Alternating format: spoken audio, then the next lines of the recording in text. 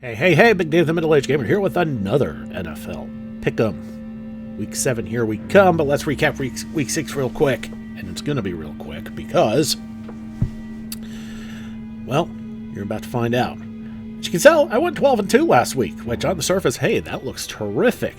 But I'm going to tell you right now why this is horrible. Because every single majority pick won. Which means there's a whole bunch of people out there that went 14-0. Because there wasn't a single freaking upset. Teams that everybody thought should have won, did. Here, let me show you. Thursday night, San Francisco, 71% to beat Seattle. I mean, granted, it's rare to see Seattle lose 2 home games in a row, but still, here we are.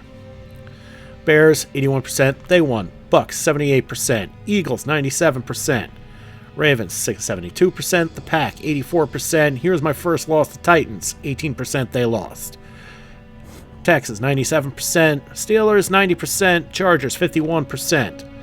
Falcons, 97%. Lions, 78%. Giants, 18% they lost. And Bills, 85%. Okay? If you would just go, oh, I don't know what I'm doing, just going to go along with the majority on every single one of them, you'd have gone 14-0 this week. And felt like a real champion, felt like you know what the hell you were doing. This week sucked. Alright, now let's move on, put that behind us, and actually do this for real. Okay. This is a second take, because you can tell I already picked somebody here. I'm picking the Broncos on this one, Thursday night game against the Saints. Offensively, the Saints are completely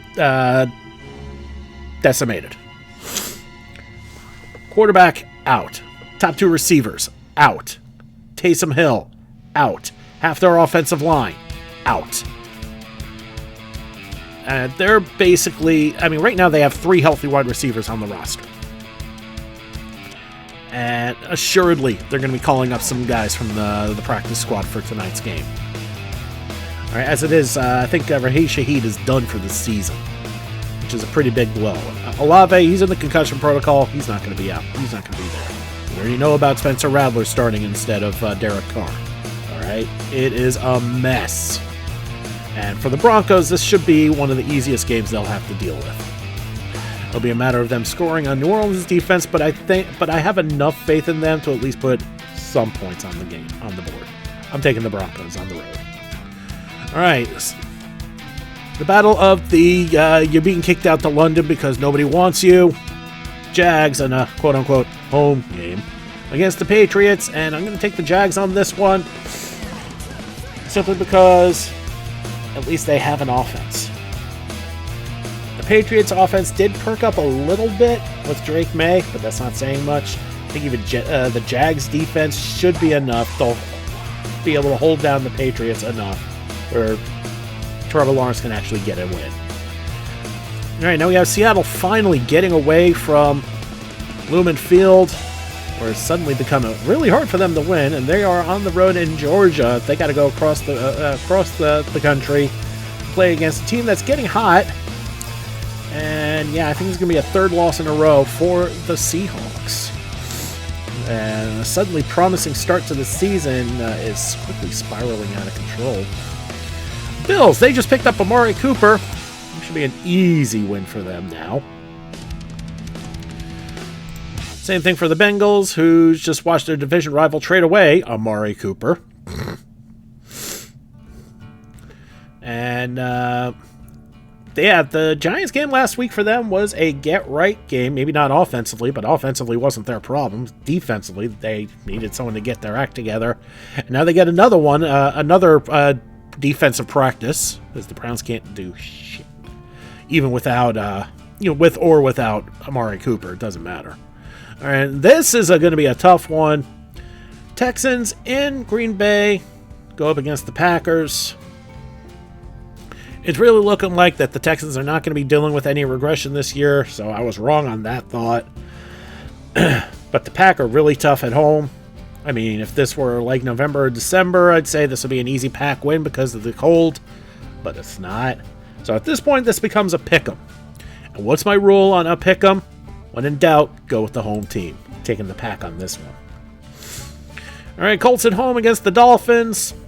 Dolphins are still a mess, even without Tua. is an easy pick here at this point. I mean, Miami's offense is so inept right now that even in these wonderful defense, insert eye roll here, is going to look like $1 million here. Although I guess with the way salaries are at this point, $1 million, actually, that would be the way their defense normally is. All right, Vikes. Oh, another toughie. Vikes at home against the Detroit Lions. The Vikes started off like gangbusters, just shot out of a cannon, and they're still one of the only 2 undefeated teams left here, but they're going up against a team that's here for a reason, not why are they here, like the Vikes. And I'm a little surprised to see this as differentiated as it is, 61% choosing the Lions. I don't know, man. The Lions are coming off of a bye. I mean, not the Lions. The Vikes are coming off of a bye. So, I mean, this will give Sam Darnold a chance to rest and recoup and get back into it. The problem is, here's the thing, and here's why I'm choosing the Minnesota Vikings. 2 words, Aiden Hutchinson. He's done for the season. That is a huge blow for the Lions. They now have no pass rush. And that's going to give the Vikings, that's going to give Darnold enough time to do whatever he wants. And with the weapons he's got, that's saying something. They're going to rip apart this Lions defense. It's going to be a high-scoring game because I think the Lions are going to be able to score on the Vikings at will, too. Even with Stephon Gilmore in the secondary, even with all those pass rushers they got. This is going to be a bloodbath. It's not going to be a bloodbath. It's going to be a shootout, a barn burner, a slobber knocker, whatever you want to call it. But because the Vikings are at home here, I think that's the ultimate difference here. I think the Vikings continue to be undefeated. All right.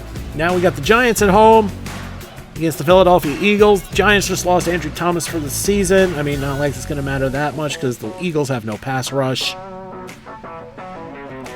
The only problem is, and the Giants' defense is good, all right?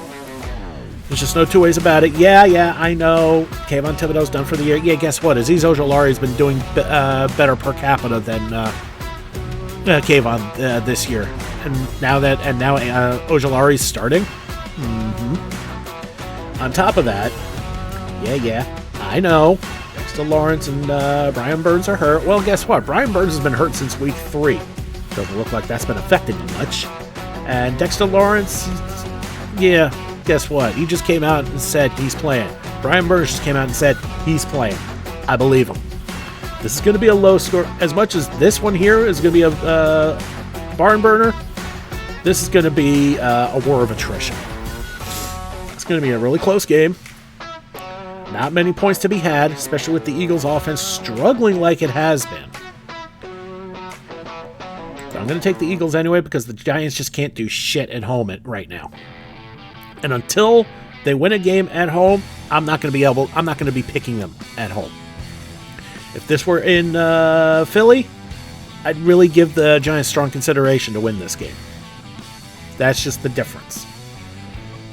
Because Daniel Jones, yeah, he's been improved, but when it matters, he's reverted back to dog shit Danny. All right? There's a reason why there's so many rumors about the Giants potentially trading for Matthew Stafford. All right, moving on. Speaking of Matthew Stafford, we got the Rams at home against the Raiders, and I will take the Rams here because the Raiders have completely disintegrated. They can't do anything now. They can't move the ball. They can't stop anybody. And even without Puka Nacua and Cooper Kupp, the Rams are going to have enough Matthew Stafford to get this done. It's going to be a low-scoring game, but I think they'll have just enough to push this one through. The less we say about this one, the better. It's going to be a bloodbath. Oh wow. Niners at home against the Kansas City Chiefs. And I'm going to go with Kansas City here because I have absolutely no faith in the Niners to get things done right now. They're still a mess offensively. Brandon Ayuk He's on my fantasy team, and I'm hating it right now because he just does not show up to play. Or if he does, Brock Purdy ignores him completely. Debo is Debo. Jawan Jennings is not much. They need, let's be honest, the Niners need a better third receiver. Kittle, just not getting it done. And CMC still hurt. Offensively, this is going to be another low-scoring game because the Chiefs can't score on anybody either. And that's with freaking Patrick Mahomes here, and they still can't score on anybody. It's going to be a low-scoring game, but the Chiefs' defense is razor-sharp right now. The Niners' defense has been kind of inconsistent, so I'm going to give this to the Chiefs. Jets and Steelers, Sunday night game. And here's my upset of the week. I think the Jets go into Pittsburgh with a shiny new Davante Adams in hand and just absolutely shock the Steelers. Yeah, they got a pretty good defense, but the secondary still a bit green. It's going to take its lumps on this one, especially when you got to deal with Jason Garrett and Davante Adams. And on the other side, Russell Wilson is supposed to be starting again. Yeah, good luck with that. I think this is going to be, this one is ripe for a massive upset here. Jets on the road, take it. Monday night, part 1. Ravens in Tampa Bay to take on the Bucs. I'm going to take the Bucs on this one. Ravens defense has been pretty suspect against anybody with a decent offense, and the Bucs have a pretty good offense. Let's be honest here. Baker is baking. Bucs have some good offensive weapons, and they've been doing their job too. The line's been holding up moderately well enough. And on the other side, their defense has been all right. I mean, I think this is going to be a pretty high-scoring game, but I like Tampa Bay at home here. Another possible upset. And now finally we have the Chargers going into Arizona to take on the Cardinals. And this is going to be interesting. You have the high-powered offense with the crud defense versus the high-powered defense with the offense. I'm going to take the Chargers here, but this is going to be pretty low scoring here. I'm going to go 20-17 Chargers. They get a late field goal to seal the game. And there you go. Short one this week, mainly because there was not much of a recap to go through because of just how things ended up. And wait, 15 of 15? We only got 2 teams on bye this week. Huh. How about that? Well, that would explain the 2 Monday night games. All right, everybody. Thank you so much for watching. Don't forget to like and subscribe to get the latest and greatest videos as they come in and to help this channel grow. This has been Big Dave, the Middle-Aged Gamer. This is NFL Pickems. I'll see you all next time.